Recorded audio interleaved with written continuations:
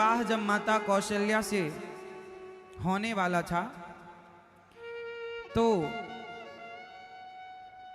दशरथ जी का जाना हुआ कौशल प्रदेश। कौशल्या मां कहां की थी आपको पता है? कौशल्या माता कहां की थी? कौशल प्रदेश। और ये कौशल प्रदेश है मध्य प्रदेश और छत्तीसगढ़ को मिला के, वहां पर नर्मदा का तट ही मां कौशल्या मां की भूमि रही है, जन्मभूमि। कौशल प्रदेश वही है, इसलिए ट्रेन भी चलती है महाकौशल एक्सप्रेस। तो कौशल प्रदेश रहा है छत्तीसगढ़ और मध्य प्रदेश दोनों को मिलाकर। पहले तो एक ही था, अब छत्तीसगढ़ अलग हो गया। तो कौशल्या मां दुल्हन बनी बैठी थी और दशरथ जी महाराज वशिष्ठ जी बारात लेकर के जा रहे थे। अच्छा, रावण ने ब्रह्मा जी से एक दिन पूछा कि हे ब्रह्मा जी बताओ हमारी मृत्यु किसके हाथ से है? तो ब्रह्मा जी ने बताया कि दशरथ जी अयोध्या के राजा होंगे, उन्हीं के हाथों आपकी मृत्यु होगी। उनके विवाह होगा कौशल्या जी से, उनका पुत्र होगा, उनसे तुम्हारी मृत्यु होगी। ठीक है। रावण ने सोचा कि दशरथ और कौशल्या का मैं विवाह ही ना होने दूं तो पुत्र ही नहीं होगा, पुत्र नहीं होगा तो मेरी मृत्यु नहीं होगी।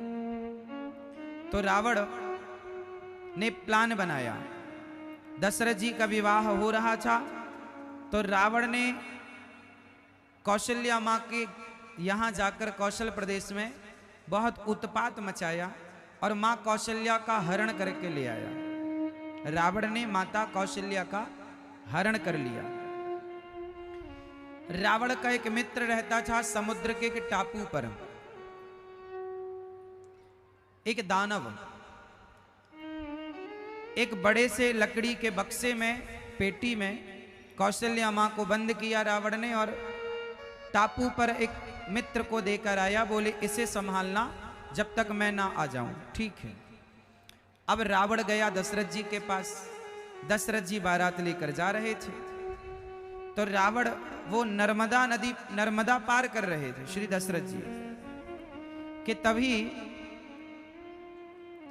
रावण ने ऐसा तूफान मचाया कि दशरथ जी की नाव जिससे वो पार हो रहे थे उसमें वशिष्ठ जी थे और श्री दशरथ जी और भी लोग थे।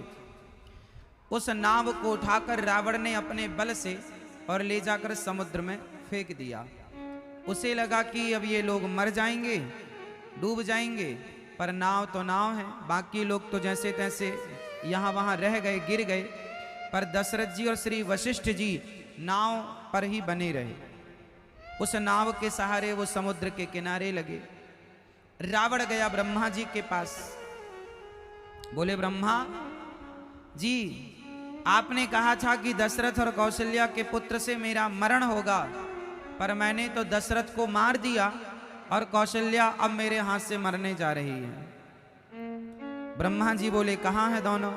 बोले मैंने एक को पानी में डुबा दिया और एक को पेटी में बंद कर रखा। अच्छा, संयोग देखिए कि जिस राक्षस के पास रावण ने माता कौशल्या को छोड़ा था वो किसी काम से कहीं चला गया, पेटी रखी रह गई। अब मां कौशल्या बंद थी अंदर और वो निकले कैसे? समुद्र की लहर आई और वो पेटी समुद्र में आ गई और लकड़ी की थी तो पानी में उतराती लहरों के द्वारा वो उसी किनारे पर जाकर लग गई जिस किनारे पर दशरथ जी की नाव लगी थी। दशरथ जी की नजर पड़ी, कोई पेटी है, खोल कर देखा तो सजी धजी कन्या। देवी तुम कौन हो? बोले मेरा नाम कौशल्या है। बोले यहाँ कैसे? बोले रावण ने मेरा हरण कर लिया। वशिष्ठ जी मुस्कुराए, बोले रावण ने बहुत प्रयास किया हरण करने का, पर तुम्हारे विवाह का मुहूर्त अभी है। तुरंत अग्नि प्रज्वलित की, दोनों को गुरुजी ने कहा हम गुरुदेव तुम दुल्हा दुल्हन। वहीं पर विवाह कराया और विवाह करा के दशरथ और कौशल्या जी दोनों गुरुजी से आशीर्वाद ले रहे थे कि रावण ब्रह्मा जी को लेकर आया। रावण ने देखा ये तो दोनों साथ में खड़े हैं, तलवार निकाली रावण ने कौशल्या जी को मारना चाहा, ब्रह्मा जी ने हाथ पकड़ लिया। अरे रावण, कुछ दिन और जिंदा रहना हो, तूने तो पूरी कोशिश कर ली कौशल्या जी को और दशरथ जी को मारने की, पर तेरी कोशिश करने से भी क्या ये मरे? नहीं, क्योंकि इन्हें बचाने वाला विधाता है, क्योंकि इनकी संतान से तेरा विनाश होगा। इसलिए तू हठ ना कर। यदि तू कौशल्या और दशरथ जी को अभी मारेगा तो इनके शरीर से रक्त की जितनी बूंदें गिरेंगी उतने राम अभी प्रकट होंगे और अभी तेरा नाश कर देंगे। कुछ दिन और जिंदा रहना हो, इनसे पंगा ना ले। ब्रह्मा जी ने कहा कि तेरे लाख प्रयास करने के बाद भी इनका विवाह हुआ, इनका मिलन हुआ। रावण वहां से चला गया। दशरथ जी और कौशल्या जी अयोध्या जी आए। ऐसे श्री दशरथ जी और कौशल्या जी के विवाह की चर्चा है। रावण ने पूरा प्रयास किया। फिर रावण ने एक वरदान मांगा ब्रह्मा जी से, हे ब्रह्मा जी हमें वरदान दो। क्या?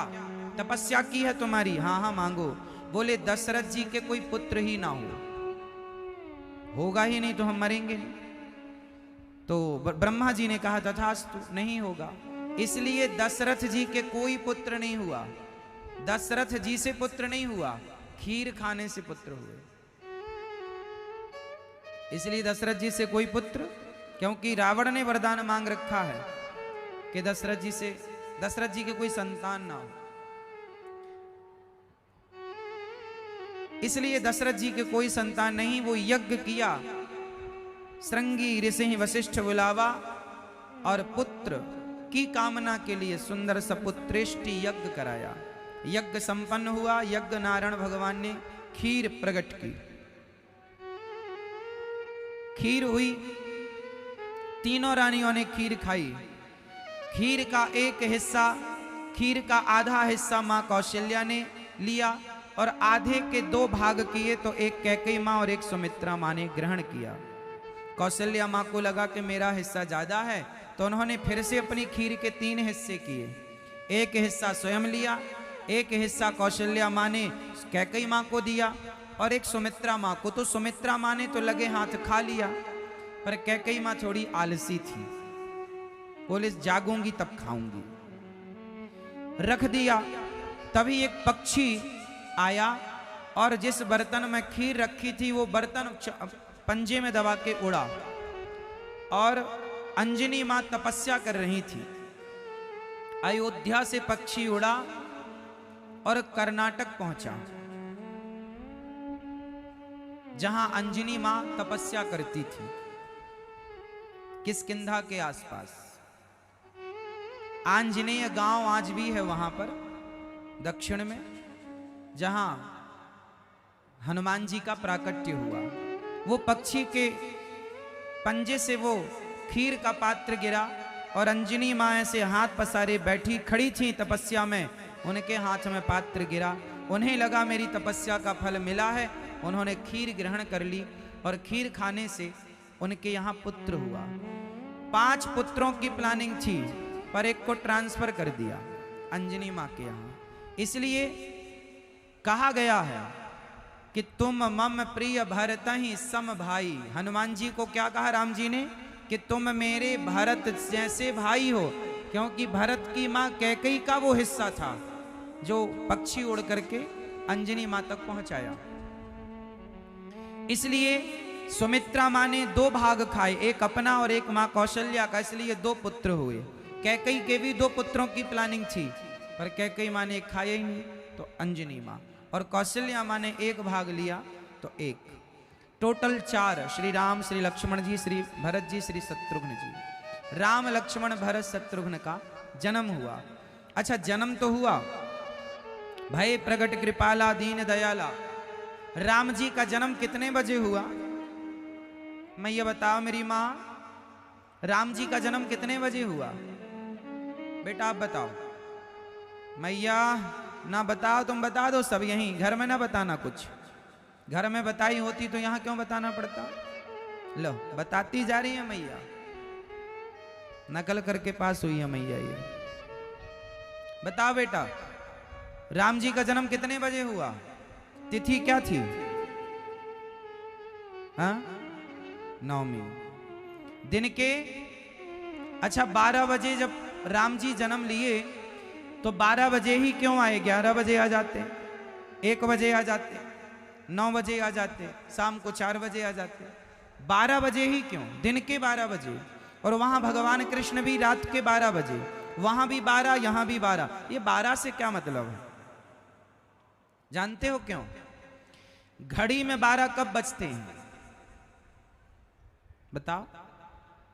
घड़ी में 12 तब बजते हैं जब तीनों कांटे ऊपर की तरफ हों।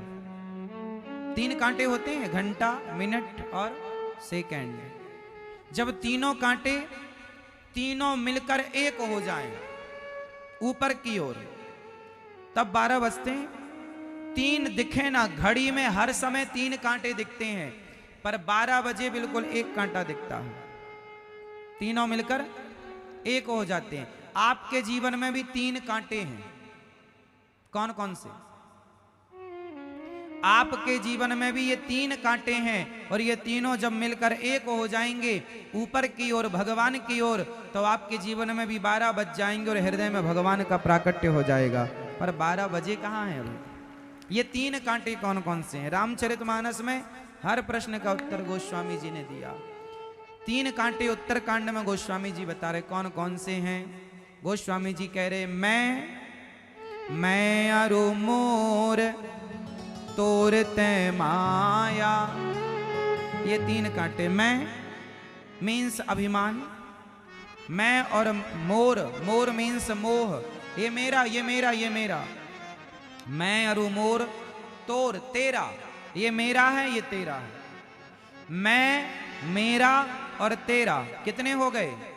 जोर से 3 हो गए। मैं, मेरा और तेरा। गोस्वामी जी कहते हैं कि मैं ना रह जाऊं, मैं ऊपर की ओर चला जाए, कि मैं कौन हूं? मैं ही ईश्वर का दास हूं। मेरे भीतर भी राम है और तेरे भीतर भी राम है। जब मेरे में भी राम दिखें, तेरे में भी राम दिखें, और मैं और मोर तोर ते माया। जब मेरे में राम, तेरे में राम, और जो है वो मेरा भी राम, मेरे तो गिरधर गोपाल।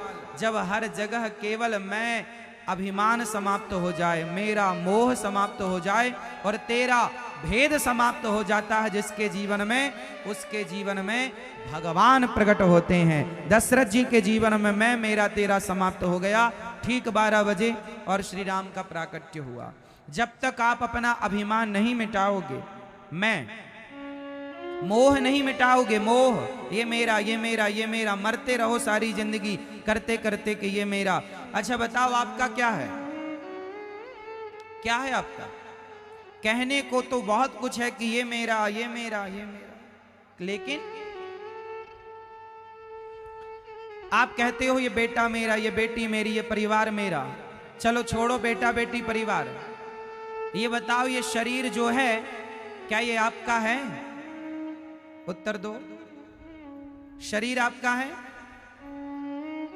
यदि शरीर आपका है तो जब आप बूढ़े हो जाते हैं तो शरीर आपका साथ छोड़ना शुरू कर देता है। बुढ़ापे में आंखों ने देखना छोड़ दिया, बुढ़ापे में बाल सफेद हो गए, बुढ़ापे में चमड़ी ढीली पड़ गई, और धीरे धीरे घुटना, कमर, धीरे धीरे शरीर ने हमारा साथ छोड़ना शुरू कर दिया।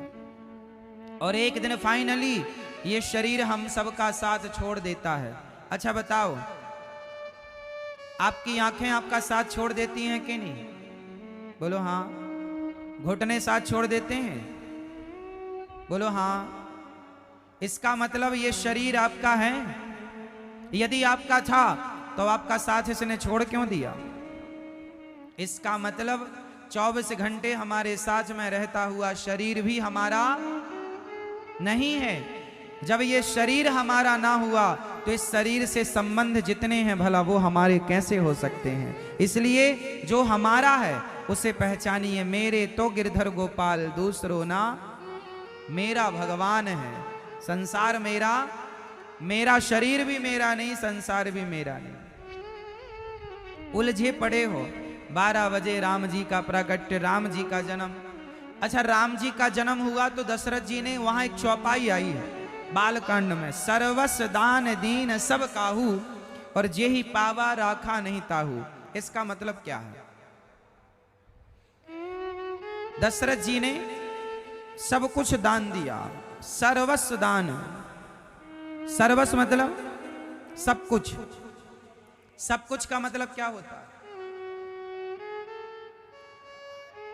सब कुछ का मतलब होता है कि एक पिता के लिए उसका पुत्र ही सब कुछ होता है। सोना चांदी हीरा मोती तो दिया, पर सर्वस्व दान दीन सब काहू। और जेही पावा, जो पाया वो रख नहीं सका।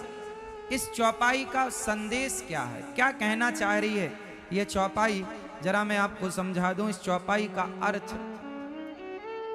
बताओ, दशरथ जी के बड़े पुत्र का नाम क्या है? कौन? दशरथ जी के बड़े पुत्र का नाम बताइए। जोर से, जोर से और जोर से। राम। तो फिर ये बताइए कि जब दशरथ जी की मृत्यु हुई, तो दशरथ जी की मृत्यु जब हुई तो हमारे सनातन धर्म में एक नियम है कि जब बाप मर जाता है तो बाप का अंतिम संस्कार बड़ा बेटा करता है। हाँ या ना? बोलो हाँ। तो जब दशरथ जी की मृत्यु हुई तो श्री दशरथ जी का अंतिम संस्कार राम जी ने क्यों नहीं किया? अब आप कहेंगे वो तो वनवास में थे। तो वनवास में चित्रकूट में थे उस समय राम जी, और चित्रकूट अयोध्या से बहुत दूर नहीं है। और राम जी को शहर और नगर में जाने की परमिशन नहीं थी 14 साल। तो कोई बात नहीं, सरयू का किनारा ही तो था जहां दशरथ जी का अंतिम संस्कार हुआ, तो वहां आ जाते और पिता को मुखाग्नि दे देते। पर दशरथ जी के अंतिम संस्कार में राम जी नहीं आए। भरत जी ननिहाल से आ गए, कश्मीर से। तो क्या दशरथ, भरत जी ननिहाल से आ गए, तो क्या राम जी चित्रकूट से नहीं आ सकते थे? बोलो हाँ, आ सकते थे। तो क्यों नहीं आए? इसका मतलब यह हुआ कि जो सर्वस्व दान दीन सब काहू, इस चौपाई का जो अर्थ है, इस अर्थ को समझने के लिए एक छोटी सी कथा समझनी पड़ेगी। दशरथ जी के बड़े पुत्र राम नहीं है। आपने कहा राम, ठीक है, हम सब यही जानते हैं। दशरथ जी के बड़े पुत्र राम नहीं है। दशरथ जी के बड़े पुत्र श्री भरत जी हैं। कैसे? क्योंकि राम जी का तो दान कर दिया था दशरथ जी ने। दान कर दिया। किसे दान कर दिया? ये उन दिनों की बात है जब एक बार दशरथ जी देवासुर संग्राम में देवताओं के पक्ष से राक्षसों से युद्ध लड़ रहे थे। एक दिन की बात है कि दशरथ जी का रथ, उस रथ पर एक दैत्य ने बाण मारा और रथ का पहिया टूट गया और दशरथ जी उस रथ से नीचे गिर गए। आकाश में युद्ध हो रहा था स्वर्ग के राजाओं के साथ मिलकर। तो दशरथ जी ऊपर से गिरने लगे। गिरते हुए दशरथ जी को जटायु जी ने देखा और जटायु जी ने अपने पंखों को फैलाकर दशरथ जी को अपने पंखों पर लिटाया और आहिस्ता आहिस्ता धीरे धीरे उतारा। जब दशरथ जी को होश आया तो उन्हें याद आया कि मैं तो ऊपर से गिर रहा था, मेरे प्राणों की रक्षा जटायु जी आपने की है। आप मेरे मित्र हैं, आप मेरे सखा हैं। मित्र, आपने मेरे प्राणों की रक्षा की है, बताइए मैं आपको क्या दूं? जो मांगेंगे दूंगा। जटायु जी ने कहा, हे दशरथ जी, मेरे कोई संतान नहीं है। जटायु जी ने कहा, हे दशरथ जी, मेरे कोई संतान नहीं है। वैसे आपके प्राणों की रक्षा हमने की, ये हमारा धर्म था, हमें कुछ चाहिए नहीं। दशरथ जी ने कहा, मांग लो। तो ठीक है। तो दशरथ जी से जटायु जी ने कहा कि मेरे पुत्र नहीं है, मैं चाहता हूं कि जब आपका बड़ा पुत्र हो तो आप बड़े पुत्र को आप मुझे दे दीजिए, क्योंकि मेरे कोई संतान नहीं। दशरथ जी ने कहा, जरूर। दशरथ जी के जब बड़े पुत्र हुए श्री राम, तो जटायु जी आ गए, दो भैया। तुम्हारे 4 हो गए हमें। तो दशरथ जी ने अपना बड़ा पुत्र अर्थात राम जी को जटायु के हाथों सौंप दिया। तो सर्वस्व दान दीन सब काहू, ये इस चौपाई का अर्थ है। सर्वस्व दान, सर्वस्व मतलब दशरथ जी का सर्वस्व क्या था? अरे एक भक्त का सर्वस्व भगवान होता है और दशरथ जी के सर्वस्व तो राम ही थे। तो सर्वस्व सब कुछ दे दिया, राम को दे दिया। सर्वस्व दान दीन सब काहू। अब जटायु जी लेकर जाने लगे। तो जटायु जी जब लेकर गए तो नारद जी ने कहा कि हे जटायु जी, इस बच्चे को आप कहां रखेंगे? इस बच्चे को आप कहां रखेंगे? ना आप दूध पिला पाएंगे, ना परवरिश कर पाएंगे। मैया, ओ मेरी माँ, देखो जरा, भगवान जी की तरफ पीठ करके खड़ी है मैया। लो कथा सुनने आई हो मेरी माँ, बैठो। ओ मैया यहां से बोल रहे हैं। नहीं मतलब तुम्हें, मैयाओं को वहीं बिठालते चलो, है ना। अब जो भी आए वहीं बिठालना।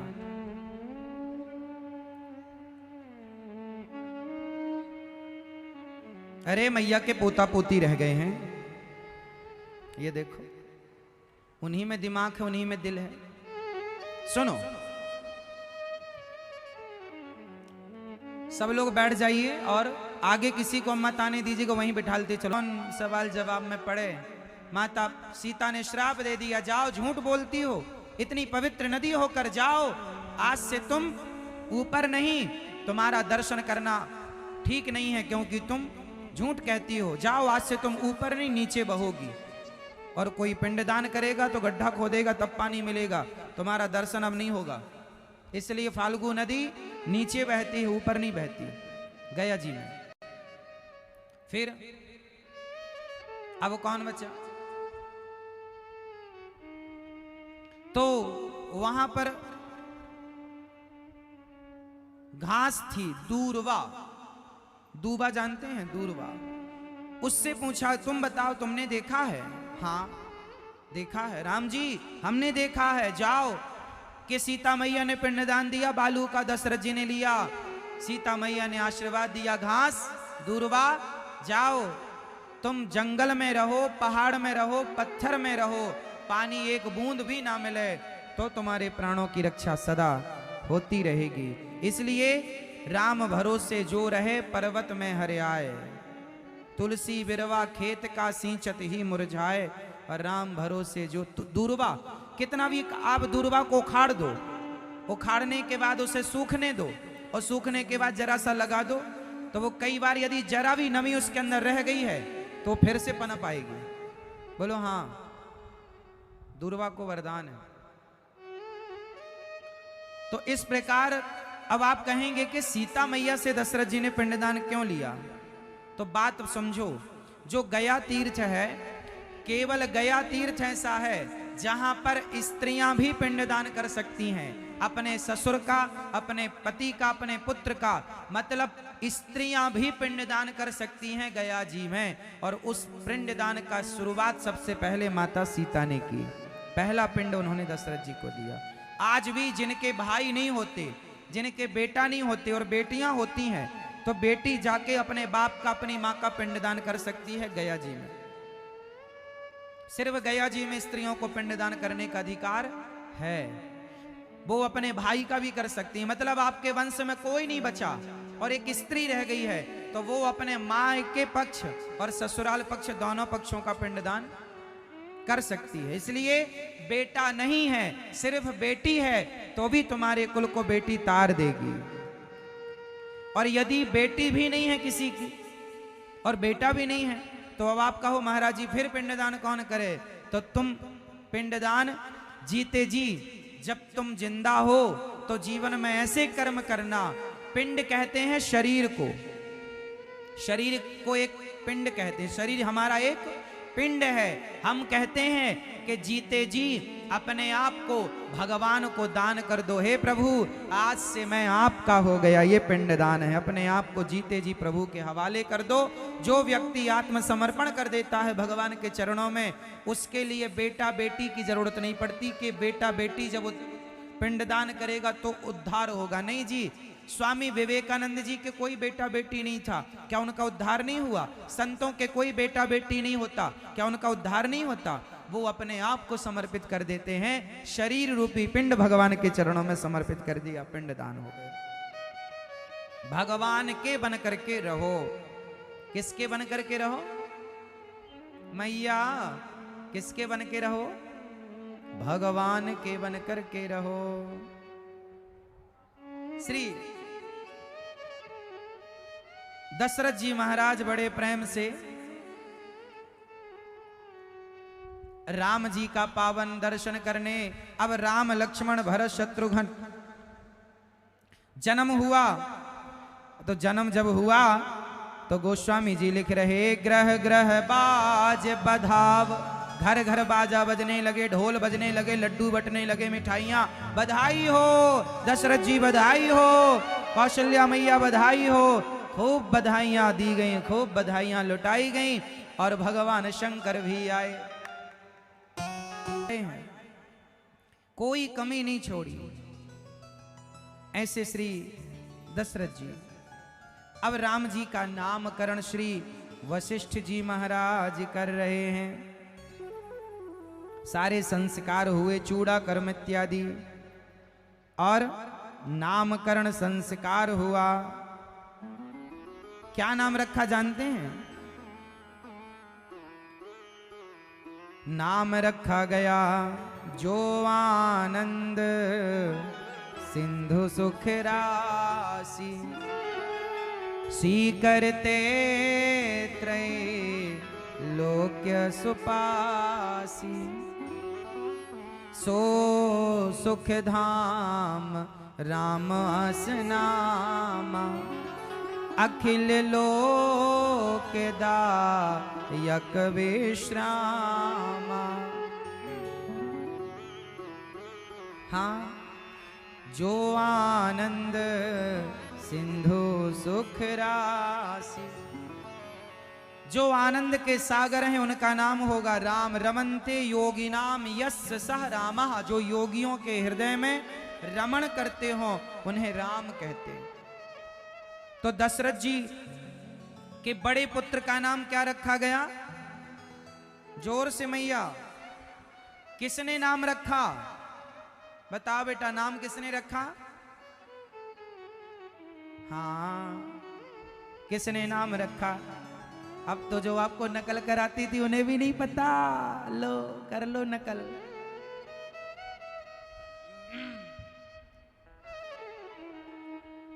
मैया बताओ, श्री राम जी का नाम राम किसने रखा? श्री वशिष्ठ जी। राम जी के कुल गुरु कौन है? श्री वशिष्ठ जी। श्री वशिष्ठ जी की पत्नी कौन है? माता अरुंधति। क्या नाम है? जोर से, माता अरुंधति। राम जी का नाम हुआ राम। और विश्व भरण पोषण कर जोई, ताकर नाम भरत वस होई। जो विश्व का भरण पोषण करेंगे वो भरत नाम से जाने जाएंगे। जाके सुमिरन। भैयों का जन्म सब 12 बजे एक ही समय पे उत्पन्न हो जाते तो छोटे बड़े का भेद कहाँ रहता? फिर बड़ा कौन और छोटा? बड़े राम जी के वस्त्र भरत जी आए, फिर श्री लक्ष्मण जी आए, फिर 4:30 और 5 बजे तक श्री शत्रुघ्न जी का प्राकट्य हुआ। तो इस तरह श्री राम लक्ष्मण और भरत शत्रुघ्न जी चारों भगवान के आयुध चारों जाते हैं, एक साथ जाते हैं। तो लक्षण धाम राम प्रिय, सकल जगत आधार, गुरु वशिष्ठ ते ही राखा, लक्ष्मण नाम उदार। श्याम गौर सुंदर दो जोरी, निरखी छवि जननी तृण तोरी। जब भी राम और लक्ष्मण को माँ देखा करती ना तो तिनका तोड़ देती। कौशल्या माँ तिनका तोड़ती रहती थी। क्यों? क्योंकि नजर ना लग जाए मेरे राम को काहू की।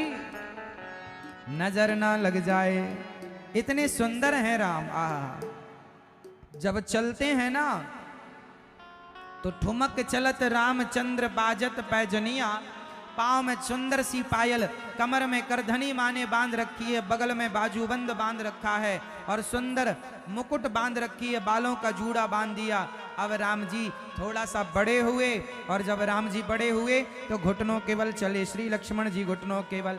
एक दिन मैया ने पालने पर लिटाकर पूजा करने गई तो वो मंदिर में भी राम जी जाकर बैठ गए और पालने पर भी यहाँ वहां दुई बालक देखा। मैया समझ गई कि कोई सामान्य बालक नहीं। तब भगवान ने अपने मुख में मैया को ब्रह्मांड दिखाया। भगवान श्री कृष्ण ने भी ब्रह्मांड दिखाया था यशोदा मैया को। भगवान श्री कृष्ण ने ब्रह्मांड दिखाया माटी खाने के बहाने और भगवान राम ने जमहाई के बहाने दिखाया। भगवान राम को जमहाई आई, मुंह खुला तो इतने से मुंह में पूरा ब्रह्मांड नजर आ गया। अच्छा बताओ, राम जी मनुष्य हैं कि भगवान हैं? मैया, ओ मोबाइल वाली बहन बताओ, राम जी भगवान हैं कि मनुष्य हैं? मैया, ओ पीछे वाली मैया, हाँ सुन रही हो ना मां, या पंचायत कर रही हो मां, या सो रही हो मां, क्या कर रही हो मां? मैया सुन रही हो मेरी मां? तो बताओ राम जी भगवान हैं कि मनुष्य हैं? जोर से। कौन है? मनुष्य हैं, क्योंकि लिखा तो यही है कि विप्रधेनु सुर संत हित लीन मनुज अवतार, ये तो मनुष्य हैं। राम जी भगवान हैं कि मनुष्य हैं? जोर से। क्या? अच्छे से बताओ क्या है? महापुरुष? मनुष्य हैं? पुरुष हैं? भगवान है? गोस्वामी जी कह रहे हैं कि ये मनुष्य हैं। विप्रधेनु सुर संत हित लीन मनुज अवतार। अब आप मुझे बताओ कि राम जी को किस आधार पर आप लोग भगवान कहते हैं? क्योंकि राम जी तो मनुष्य, रावण ने वरदान मांगा था, बानर मनुज जाति दुई बारे, हम काहू के मरही न मारे। राम जी यदि भगवान के रूप में प्रकट होते तो रावण मरता ही नहीं, क्योंकि रावण ने वरदान मांगा था हम मनुष्य से ही मरेंगे या बंदर से। तो राम जी को मनुष्य बनकर आना पड़ा। अब बताओ राम जी की वो कौन सी लीलाएं हैं जो ये सिद्ध करती हैं कि ये भगवान है, ये मनुष्य नहीं है? बताओ वो दो चार लीलाएं हमें जरा बताओ। वो कौन सी बात है राम जी में जो ये सिद्ध करती है कि ये मनुष्य के रूप में भगवान है? फटाफट उत्तर दो। आप बताओ, ये बहन बताएंगी, फटाफट बताओ। मैया, हाँ बताओ बेटा, चश्मा वाली बहन बताओ, बैठे बैठे बताओ, कोई दिक्कत नहीं। हाँ पीछे वाली मैया, ओ मेरी माँ, वो सबसे दो पीछे मैया खड़ी हैं, दो। काहे खड़ी हो मेरी माँ? बैठो मेरी माँ, सुन लो। राम जी भगवान हैं, ऐसी कौन सी लीला है जिससे सिद्ध होता है कि भगवान? तो सुनो, यहां वहां दुई बालक देखा, ये लीला भी ये सिद्ध करती है कि एक समय पर दो जगह कोई इंसान नहीं हो सकता, एक समय पर दो जगह भगवान हो सकते हैं, पहला। दूसरा, इतना सा मुंह खोलकर भगवान राम ने पूरा ब्रह्मांड दिखाया, इतने से मुंह में ना तुम ना हम ब्रह्मांड नहीं दिखा सकते, ये भगवान ही दिखा सकते हैं। ये दूसरी लीला। और तीसरी लीला कि अल्पकाल विद्या सब पाई, गुरु ग्रह पढ़न गयों रघुराई। जरा से दिन में, जरा से समय में सारी विद्या प्राप्त कर ली ये इंसान, ये भगवान प्राप्त कर सकते हैं। चौथा, राम नाम के पत्थर पानी पर तैर गए, तुम्हारे हमारे नाम के पत्थर कभी नहीं तैर सकते। यदि तैर सकते हैं तो भगवान के नाम के पत्थर तैर कर उन्होंने सिद्ध कर दिया कि ये कोई मनुष्य नहीं, भगवान है। और भी तमाम बातें और भी तमाम चर्चाएं हो सकती हैं इस पर, लेकिन कल को कोई आपसे पूछा करे तो आप उत्तर दे सकें, इसलिए हमने आपको कहा कि राम मनुष्य रूप में तो हैं पर वो भगवान हैं, अखिल कोटि ब्रह्मांड नायक हैं। वो निर्गुण निराकार ब्रह्म सगुण साकार राम बनकर प्रकट भए हैं हम जैसे पापियों पर कृपा करने के लिए। उन पर संदेह ना हो कि ये राम कैसे, सती मां को भी संदेह हुआ था, आपको ना हो जाए, इसलिए हम आपका संदेह भी मिटाते चल रहे हैं। अब राम जी थोड़ा बड़े हुए, और जब बड़े हुए तो राम जी अपनी माँ को मैया मैया कह के बुलाने लगे। क्या कह रहे हैं राम जी? मैया, माँ, माँ, माता जी। राम जी बड़े हुए तो माता जी कह करके, माता श्री कह करके बुलाते हैं। और पिताजी को क्या बुलाते हैं? पिताश्री, पिताजी कह के। और आप लोग अपने मैया बाबा को क्या बोलते हो? Mummy papa, mummy papa. बताओ, मम्मी पापा भगवान राम कहते थे? तुम काहे कहते हो? मम्मी पापा ना कहा करो सरकार। मम्मी किसे कहते हैं? मम्मी मतलब, मम्मी समझते हो? जो मर जाता है उसे तेल में डुबा के फ्रिज में, फ्रीजर में, आज तो फ्रीजर आ गए, पहले फ्रीजर नहीं थे, तो बॉडी को तेल में डुबा के रखते थे कि बॉडी 10-5 दिन के लिए खराब ना हो। उस प्रोसेस को मम्मी कहते थे। और तुम लोगों ने अपनी जिंदा माँ को मम्मी बना दिया। मम्मी नहीं, माता जी, मैया। आज से अपनी माँ को क्या कहेंगे आप लोग? मैया मैया कहने लगे मोहन, मैया मैया। भगवान कृष्ण क्या कहते हैं यशोदा मैया को? मैया। हनुमान जी लंका गए तो एक राक्षसी मिल गई जिसने बड़ा सा मुंह फाड़ के खड़ी हो गई। जस जस सुरसा बदन बढ़ावा था, सुदून कपि रूप दिखावा सुरसा। तो हनुमान जी कहते हैं सत्य कहूं मोहि जान दे माई। हनुमान जी ने सुरसा को क्या कहा? मैया मैया। सत्य कहता हूं लौट के आऊंगा तब मुझे खा लेना, अभी तो राम काज के लिए जाने दो। सत्य कहूं मोहि जान दे माई। हनुमान जी मैया कहते हैं, राम जी मैया कहते हैं, कृष्ण जी मैया कहते हैं। हम भी आपको मैया कह रहे हैं और आप मम्मी कह रहे हैं। मम्मी, ये कौन सी भाषा है भाई? मम्मी ना कहा करो मेरी माँ, बच्चों को मैया। और पिताजी कहा करो पापा। पापा का मतलब क्या हुआ? पाप आ। पाप को आप बुला रहे हैं पाप आ, पापा पापा पापा।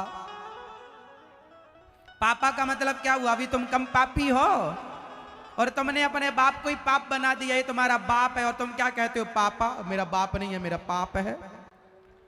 पापा पापा पापा।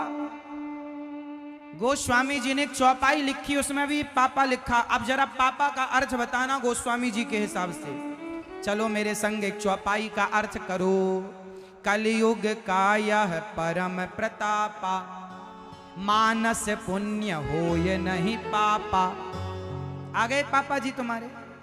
पापा, मानस पुण्य होय नहीं पापा। यहां पापा शब्द का अर्थ गोस्वामी जी ने पाप किया है। पापा मतलब पाप, हम नहीं कह रहे, गोस्वामी जी अर्थ कर रहे हैं। पापा शब्द का अर्थ होता है पाप। अब बताओ कि तुम्हारा बाप है कि पाप है? ये कन्फर्म कराओ आज। यदि बाप है तो पिताजी कहो और पाप है तो पापा कहो। मतलब तुम लोग नकल भी किए तो सही नहीं कर पाए। जिसने कहा उसने कहा भेड़िया उसमें भेड़ कुआ में गिरा, सारे भेड़ गिर गए। कौआ कान ले गया, कौआ के पीछे भाग गए। थोड़ा अक्ल तो लगाओ भारत के लोग। तुम विश्व गुरु रहे हो, पढ़े लिखे हो, मूर्खों की तरफ तुम्हारी बोलचाल भाषा भी बदल गई। मम्मी पापा सही नहीं है। शब्दों का ये जो मेल है, तालमेल बिल्कुल गलत है। ना मम्मी का तालमेल सही बैठ रहा है शब्दों के हिसाब से, ना पापा का तालमेल सही। माताजी पिताजी, मैया बाबा। नंद बाबा को भगवान बाबा कहते थे। क्या कहते थे? नंद बाबा। नंद, जोर से नंद, नंद बाबा, बाबा। चलो तुम बाबा ना कहो, पिताजी कहो, पिताजी कहो, क्या बुराई है? तुम्हें अब मम्मी जा रही हो मेरी माँ, अरे टाटा तो करते जाओ मेरी माँ। गुस्सा होके जाने लगी, कल जल्दी से आना मेरी माँ। देखो सड़क तक लोग खड़े हैं पीछे, और लोग इतनी श्रद्धा भाव से लोग कथा सुन रहे हैं, जहां तक नजर जा रही है बस आप ही आप लोग दिखाई पड़ रहे हैं। आपकी श्रद्धा को हम बारंबार नमस्कार करते हैं। चलो एक बात बताओ कि राम जी के गुरु जी कौन थे? पढ़ने कहां गए? पढ़ने कहां गए? हाँ, श्री गुरु वशिष्ठ जी के गुरुकुल में राम जी, श्री लक्ष्मण जी, श्री भरत जी, श्री शत्रुघ्न जी पढ़े। और गुरु ग्रह पढ़न गयऊं रघुराई, अल्पकाल विद्या सब। सारी विद्या अल्पकाल मतलब अल्प समय, मतलब ये समझिए कि 1 महीने के अंदर राम जी लौट कर आ गए। कुछ ही महीने, कुछ ही दिनों में राम जी, भगवान श्री कृष्ण 64 दिन तक रहे। और राम जी भी ले लो आप, महीने 2 महीने ले लो, और क्या। अल्पकाल मतलब कम समय में पढ़कर आए। और जब पढ़कर आए, अच्छा बताइए विद्या हमें क्या देती है? विद्या पढ़ने से हमें क्या मिलता है? बताओ, विद्या हमें क्या देती है मेरी मां? जोर से बताओ, विद्या क्या देती है? जोर से। पीछे वाले भैया बताओ, विद्या क्या देती है? ज्ञान। गलत उत्तर है। मैया बताओ, विद्या क्या देती है? ज्ञान। बिल्कुल गलत उत्तर है। विद्या कभी ज्ञान नहीं देती। विद्या ददाति विनयम। विद्या हमें सहज, सरल, नम्र बनाती है। जिसके अंदर सहजता, सरलता, नम्रता है वही ज्ञानी है। वरना पढ़े लिखे जो मूर्ख, जो अपने माँ बाप से बात करना भी नहीं जानते, उनका अनादर, बड़ों का अपमान करते हैं। डिग्रियां बड़ी हैं पर सम्मान माँ बाप का भी ना कर पाए, उन्हें आप पढ़ा लिखा ज्ञानी कैसे कहेंगे? क्योंकि नम्रता तो आई नहीं। इसलिए विद्या ज्ञानी नहीं बनाती, विद्या नम्र बनाती है। राम जी जब पढ़कर आए तो प्रातः काल, राम जी कितने बजे जागते हैं? मैया, राम जी कितने बजे जागते हैं? सवेरे 4 बजे, 5 बजे। आप लोगों को सूर्य उदय होने से पहले जाग जाना चाहिए। सवेरे जल्दी जागना चाहिए, सूर्योदय के पहले। जो व्यक्ति ब्रह्म मुहूर्त का दर्शन नहीं करता, वो ब्रह्म का भी दर्शन कभी नहीं कर सकता। इसलिए ब्रह्म मुहूर्त का दर्शन तो करना ही चाहिए। सवेरे जल्दी जागोगे, सूर्योदय का दर्शन करो, सूर्य भगवान को प्रणाम करो। प्रातः काली उठ के रघुनाथा, राम जी सवेरे जल्दी जागते हैं और जाग कर क्या करते हैं? मात पिता गुरु नावहि माथा। सवेरे जाग कर राम जी नहाते धोते हैं और नहा धोकर जल सूर्य भगवान को चढ़ाकर माता को, पिता को, गुरुजनों को प्रणाम करते हैं। आप में से कितने लोग रोज सवेरे अपने से बड़ों को प्रणाम करते हैं? जो करते हैं वो हाथ उठा लो। रोज सवेरे जागकर सबसे पहले बड़ों को, माता को, पिता को, दादा को, दादी को, गुरुजनों को, ब्राह्मणों को, संतों को प्रणाम कर, जो मिल जाए बड़े श्रेष्ठ सबको प्रणाम कर डालो। आप करते हो भैया? आपकी माँ है, करते हो प्रणाम? रोज पांव पड़ते हो? 2 बार? 2 माँ है आपकी? ठीक है। आपकी सेवा करते हो? माँ के पांव छूते हो? नहीं छूते ये भैया, नहीं छूते। रोज तो नहीं छूते हो, कभी कभी छूते होंगे। रोज छूने में कोई अपराध है? कोई दिक्कत? पैसे खर्च होते हैं। राम जी रोज प्रणाम करते हैं, रोज प्रणाम करते हैं। हमारी सबसे बड़ा धन क्या है? हमारा सबसे बड़ा धन क्या है बताओ? बच्चों को क्या देना चाहिए?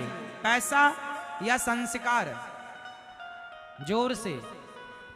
बच्चों को क्या देना चाहिए? पैसा कि संस्कार? संस्कार। सबसे बड़ा धन है संस्कार। आप अपने बच्चों को संस्कार दीजिए। राम जी के संस्कार, बड़ों के प्रति झुकना, ये संस्कार आजकल के बच्चों में देखने को नहीं आता। आजकल के बच्चे, हमारे गांव में पहले सारे बूढ़ों का सम्मान हम लोग किया करते थे। आज भी हम तो आज भी करते हैं सबका। पर गांव के लोगों को हमने देखा है कि कोई लड़का बीड़ी भी पी रहा है और कोई बूढ़ा आ गया तो बीड़ी छिपा लेता था। यदि वो बैठा है और कोई बूढ़ा आ गया तो खड़ा हो जाता था। ये शिष्टाचार था हमारे यहाँ पहले। अब तो भैया बड़े बूढ़ों के सामने आजकल के छोरा सिगरेट पीते हैं। और गलती बच्चों की तो है, बूढ़ों की भी गलती है कि बूढ़ों ने अपने बगल में बिठा बिठा के बच्चों को जुआ खिलवाया, ताश खिलवाते हैं। आपके यहाँ पर बूढ़े बूढ़े लोग बैठ जाते हैं और बच्चों को बिठा लेते हैं, जवान जवान लड़कों को, और जुआ खेलते रहते हैं, पत्ते ताश खेलते रहते हैं। तो बताओ ये बच्चे बन रहे हैं कि बिगड़ रहे हैं? तो तुम्हारा योगदान किसमें है? देश को बनाने में या बिगाड़ने में? समाज को बनाने में या बिगाड़ने में? यदि आप आज की युवा पीढ़ी को जुआ खिला रहे हैं, गांजा पिला रहे हैं, तो आप अपने युवाओं को, अपने देश को बिगाड़ रहे हैं और यह देश के साथ गद्दारी है। ऐसे लोग दंड के भागीदार बनेंगे ईश्वर की अदालत में। इसलिए कभी किसी भी प्रकार से किसी को बिगाड़ो मत। कोई बच्चा गलत रास्ते पर है तो समझाओ, बेटा तुम्हारी उम्र जुआ खेलने की नहीं है, कुछ कमाओ, जाओ 2 पैसा कमाओ, अपना नाम कमाओ, अपनी इज्जत कमाओ, ये जुआ खेलने की उम्र नहीं है। कोई शराब पी रहा है उसे समझाओ, ना कि आप और शराब पिलाओ, ना कि और आप गांजा पिलाओ। समाज में आज तो लोग बिगाड़ना ही चाहते हैं कि तुम्हारे बच्चे बिगड़ जाएं। आप बचिएगा और अपने बच्चों को संस्कार दीजिएगा। छोटे छोटे बच्चे गुटखा खा रहे हैं, सिगरेट पी रहे हैं, कोई समझाने वाला नहीं, कोई बोलने वाला नहीं।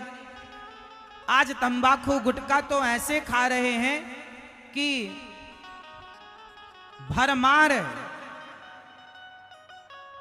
अभी यहां पर, अभी आज की बात बताऊं, अभी एक सज्जन यहां मुझे माला पहनाने आए, शुरू में इतना सारा गुटखा भर रखा, कुछ कहने लगे तो उनकी सुपारी 2-4 उचट के मेरे पास आ गई मुंह से। तुम तो नालायक हो ही, हमें और अशुद्ध कर रहे हो।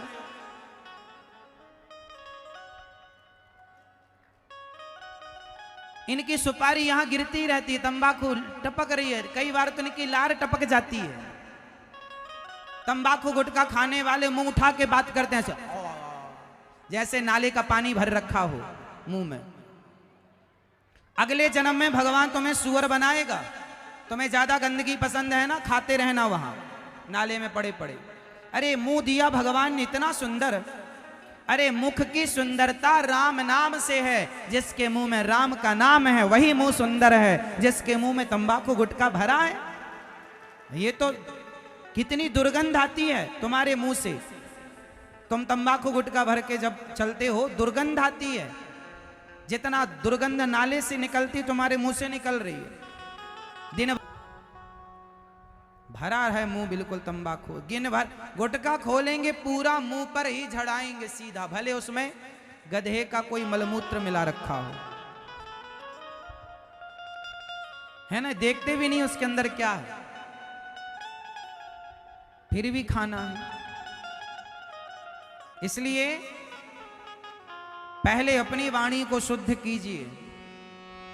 जो व्यक्ति तंबाकू गुटखा सिगरेट बीड़ी इत्यादि का सेवन करता है, जो किसी और नशे में फंसा है। हमारे देश के एक संत हुए हैं दधीची ऋषि, जिन्होंने अपनी हड्डियों का दान दे दिया।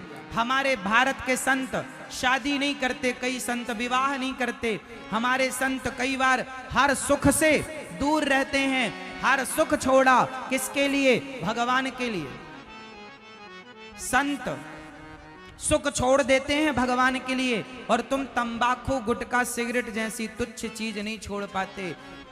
तुमसे हम कहें कि काम क्रोध लोभ मोह छोड़ दो, तुमसे गुटखा तंबाकू बीड़ी तो छूट नहीं रही है, तुम काम क्रोध लोभ मोह क्या छोड़ोगे?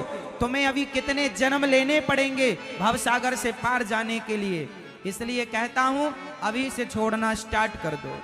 एक बूढ़े से हमने कहा तंबाकू क्यों खाते हो? अरे महाराज जी अब तो बूढ़े हो गए, अब तो मरने पर ही छूटेगी। हमने कहा मरने पर तो छूटेगी, छूट ही जाएगी, मरने के बाद तो तुम खाओगे नहीं। लेकिन बताओ कि तुम हार गए या जीत गए? तुम्हें एक तंबाकू ने हरा दिया, उसे तुम ना छोड़ पाए।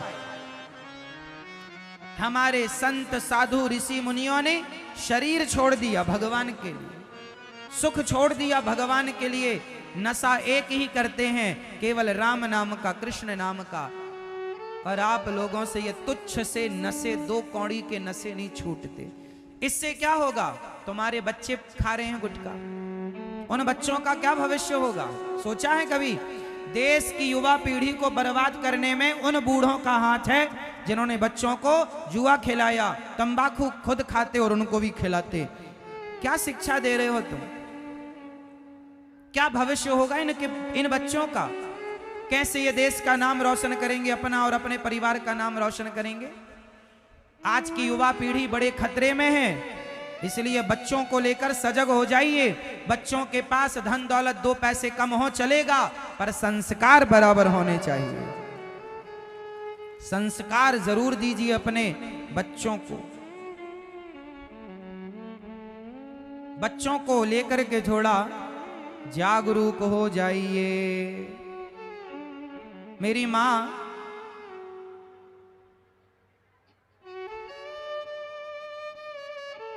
राम जी प्रात काल उठ के रघुनाथा, मात पिता गुरु ना वही माथा।